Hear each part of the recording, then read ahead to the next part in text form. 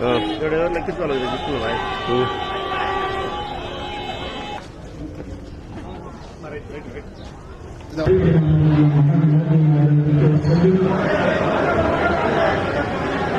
اللهم لك الحمد لك الشكر يا الله. اللهم صل على سيدنا شفيعنا ونبينا حبيبنا وارضنا بفضلك عمن سواك. اللهم احفظنا من كل بلاء الدنيا وعذاب الاخره. اللهم انا نجعلك في نحورهم ونعوذ بك من شر العام معاف فرما.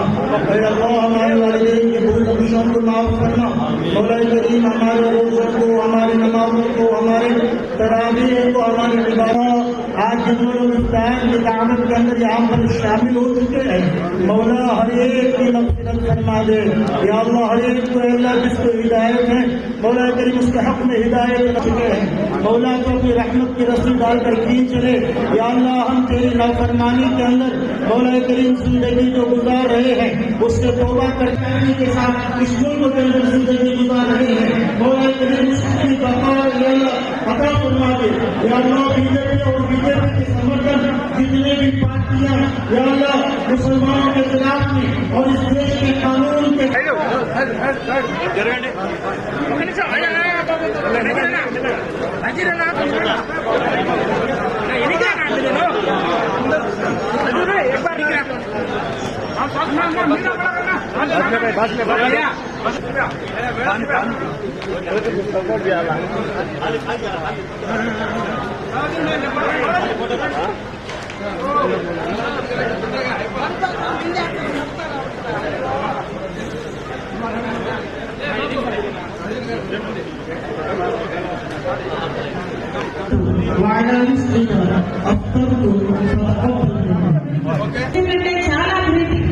చాలా ప్రేమించాడు.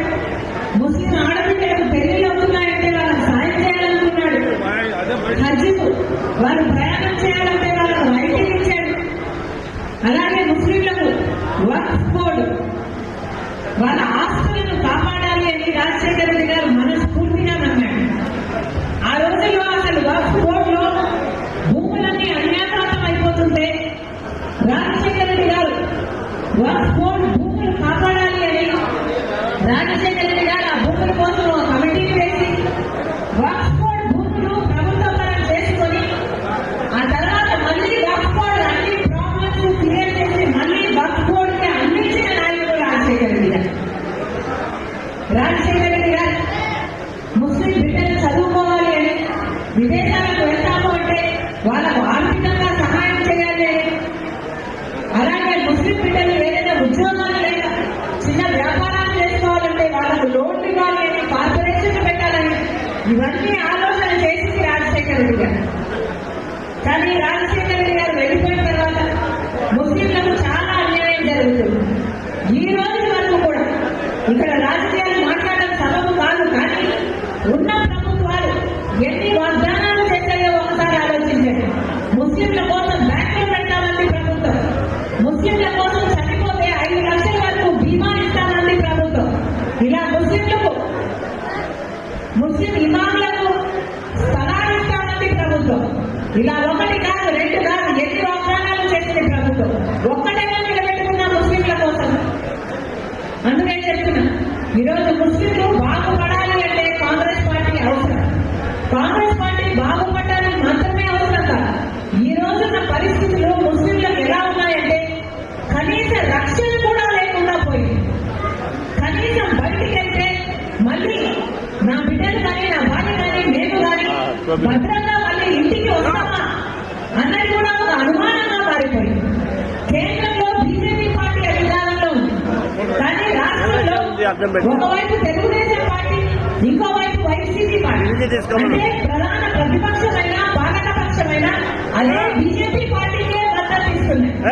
ఒకరేమో బహిరంగంగా ఇస్తున్నారు మద్దతు, ఇంకొకరేమో రహస్యంగా పొత్తు పెట్టుకున్నారు. ఒకరేమో బహిరంగ పొత్తు అయితే ఇంకొకరికి రహస్య పొత్తు. ఇద్దరికి పెద్ద తేడా లేదు. అదే బీజేపీ పార్టీకి బానిసలుగా మారారు మన రాష్ట్రంలో, అటు అధికార పక్షమైన ఇటు పాలక పక్షమైన. కానీ బీజేపీ పార్టీ ఒక్కసారైనా ముస్లింల గురించి ఆలోచన చేసిందా అంటే కనీసం ఉన్న రిజర్వేషన్లను కూడా తీసేస్తాము అని బీజేపీ పార్టీ బహిరంగంగానే ప్రకటించింది అంటే ఇక వాళ్ళ ముస్లింలు అంటే ఎంత ద్వేషిస్తున్నారో ఆలోచన చేయాలి. ఇంతకు ముందు కూడా ముస్లింలు అయితేనే, మైనారిటీలు అయితేనే బీజేపీ పార్టీకి చిన్నచ్చు. ముస్లింలకు అసలు బీజేపీ పార్టీకి తెలిసిన రాజకీయం అంతా మతం పేరుతో చిచ్చు పెట్టాలి, ఆ మంటలో చలి కాచుకోవాలి. ఇదే బీజేపీకి తెలిసిన రాజకీయం. బీజేపీకి తెలిసిన రాజకీయం ఒక మతాన్ని అవమానించాలి, ఇంకో మతాన్ని రెచ్చగొట్టాలి, మధ్యలో బీజేపీ పార్టీ బాగుపడాలి. ఇదే బీజేపీ పార్టీకి తెలిసిన రాజకీయం. అప్పుడు గోత్ర అయినా, ఇప్పుడు మణిపూర్ ఘటనైనా అదే చూస్తున్నాం. ఎక్కడ చూసినా హిందువులు కాకపోతే అదేదో పెద్ద నేరమైనట్టు జనాలను చంపడానికి కూడా వెనకాడడం లేదు బీజేపీ పార్టీ. అలాంటి బీజేపీ పార్టీకి ఇక్కడున్న ప్రభుత్వమైన వైసీపీ పార్టీ అయినా, ఇక్కడున్న ప్రతిపక్షం టీడీపీ పార్టీ అయినా అదే బీజేపీ పార్టీకి బానిసలుగా తయారయ్యారు. మరి ముస్లింలకి భద్రత ఎక్కడి నుంచి వస్తుంది? క్రైస్తవులకి భద్రత ఎక్కడి నుంచి వస్తుంది? అసలు భద్రతే లేదు. ఇక గౌరవం గురించి ఎప్పుడు ఆలోచించాలి? మనిషి అన్నవాడు సరిగ్గా చదువుకోవాలనుకుంటాడు, ఉద్యోగం చేసుకోవాలనుకుంటాడు, తన కుటుంబాన్ని కాపాడుకోవాలి అనుకుంటాడు, గౌరవంగా బతకాలి అనుకుంటాడు. ఉన్న గౌరవం సమాజంలో బీజేపీ పార్టీ ఉన్నంత కాలం ముస్లింలకైనా, క్రైస్తవులకైనా, ఎస్సీలకైనా అట్టడుగున ఉన్న ఏ వర్గానికి కూడా గౌరవం అనేది దక్కకుండా పోయింది. ఈరోజు రక్షణ లేదు, గౌరవం లేదు. ఇక బీజేపీ పార్టీ ప్రజలకు ఏమిచ్చినట్టు?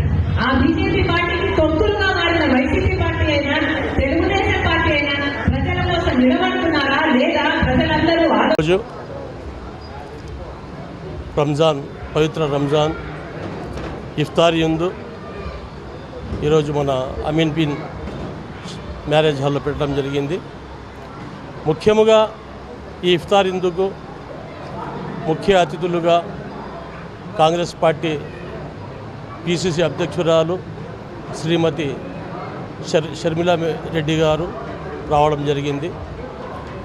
ముఖ్యంగా ఆమె రావడము ముస్లిం సోదరులలో ఒక ఉత్సాహం కలిపి వాళ్లకు పండగ శుభాకాంక్షలు తెలిపేటందుకు కోసమే ఇక్కడికి వచ్చారు. ఎలాంటి ఇతర రాజకీయాలుగా చేయలేదు. అందరికీ వచ్చేసి శుభాకాంక్షలు తెలిపి రంజాన్ అనేది ఏమిటిది, ఉపవాసం అంటే ఏమిటిది అని వివరించి, అలాగే అందరికీ మేలు జరగాలని కూడా కోరుకోవడం జరిగింది. ముఖ్యంగా ఈ ఇఫ్తార్ యందు నా వంతుగా కడపలో నేను పెట్టాను ఇఫ్తార్ యందు.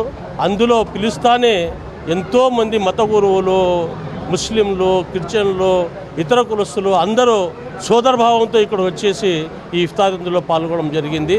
అందరికీ ఇక్కడ ఈ సామాన్యుడు ఒక సంఘ సేవకునిగా నేను అందరినీ పిలుపునిస్తానే ఇంతమంది వచ్చి ఈ కార్యక్రమానికి జయప్రదం చేసినందుకు ప్రతి ఒక్క సోదరునికి, హిందూ, సిక్, సాయి సోదరములకు కూడా అలాగే ప్రతి ఒక్కరికి కూడా ధన్యవాదాలు తెలుపుకుంటూ, ఈ రంజాన్ మాసంలో ఈ దేశము, మన రాష్ట్రము, మన ఊరు ఎంతో కలకలలాడి ఎంతో అభివృద్ధి చెందాలని చెప్పేసి ఆ అల్లాతో కూడా దువా చేస్తూ మీడియా మిత్రులందరికీ పేరు పేరున ధన్యవాదాలు తెలుపుకుంటున్నాను. అస్సలాము అలైకుం. ఎంతో భక్తి శ్రద్ధలతో ఉపవాస దీక్ష చేస్తా ఉన్నటువంటి సోదరులకు భారత కమ్యూనిస్ట్ పార్టీ సిపిఐ పక్షాన శుభాకాంక్షలు తెలియజేస్తా ఉన్నా. ముందుగా ఈ యొక్క కార్యక్రమానికి ముఖ్య అతిథిగా విచ్చేసినటువంటి